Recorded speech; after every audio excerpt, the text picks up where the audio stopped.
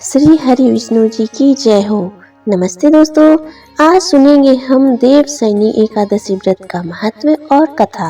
ब्रह्मा वैवर्त पुराण में देवशयनी एकादशी की विशेष महत्व का वर्णन किया गया है। इस व्रत में प्राणी की समस्त मनोकामनाएं पूर्ण होती हैं।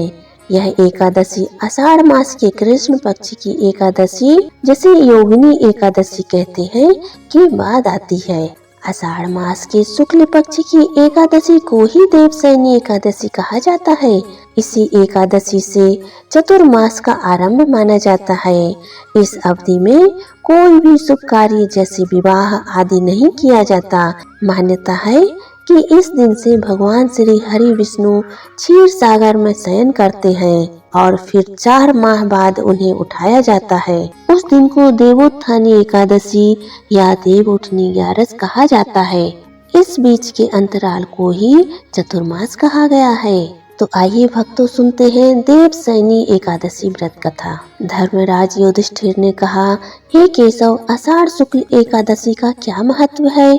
इस व्रत के करने की विधि क्या है और किस देवता का पूजन किया जाता है? श्री कृष्ण कहने लगे कि हे युधिष्ठिर, जिस कथा को ब्रह्मा जी ने नारद जी से कहा था वही मैं तुम्हें सुनाता हूँ।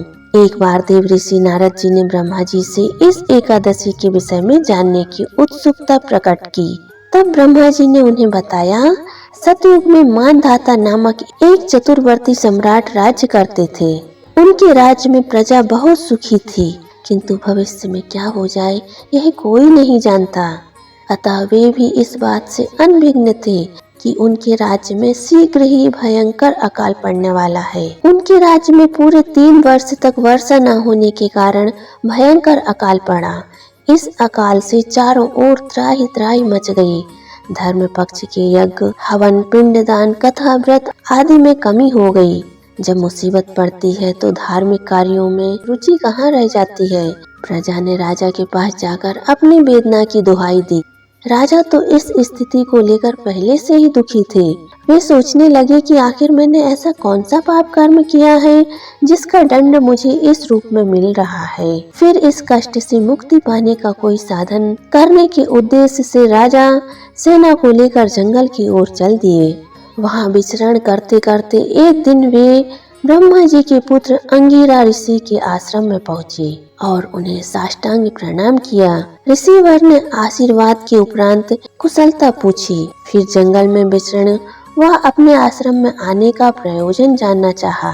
तब राजा ने हाथ जोड़कर कहा, भगवान, सभी प्रकार से धर्म का पालन करता हुआ भी मैं अपने राज्य में दुर्भिक्ष का दृश्य देख रहा हूँ। मेरे राज्य में अकाल पड़ रहा है। आखिर किस कारण से ऐसा हो रहा है?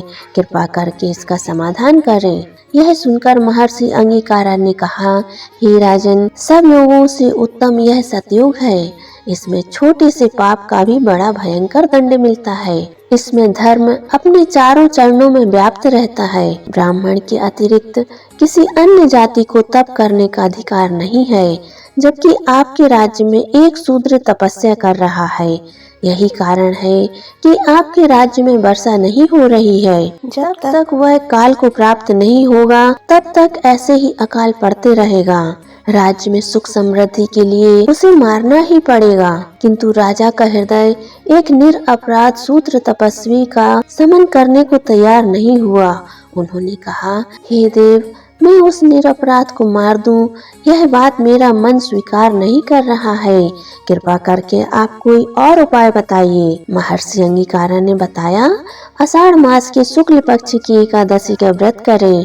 इस व्रत के प्रभाव से अवश्य ही वर्षा होगी और सुख समृद्धि आएगी। राजा अपने राज्य की राजधानी लौट आए और चारों वर्णों सहित देवशयनी एकादशी का विधि पूर्वक व्रत किया। व्रत के प्रभाव से उनके राज्य में मूसलाधार वर्षा हुई और पूरा राज्य धन धान्य से परिपूर्ण हो गया। ब्रह्मा वैवर्त पुराण में देवशयनी एकादशी के विशेष महत्व का वर्णन किया गया है। इस व्रत से प्राणी की समस्त मनोकामनाएं पूर्ण होती हैं, पापों से मुक्ति मिलती है। जय श्री हरि विष्णु भगवान की। कथा सुनने के लिए आप सभी भक्तों का तहे दिल से धन्यवाद है। आप सभी भक्तों से निवेदन है कि इस चैनल को सब्सक्राइब कीजिए, वीडियो को लाइक और शेयर कीजिए। फिर मिलेंगे अगली कहानी के साथ। तब तक के लिए खुश रहिए, खुश रखिए।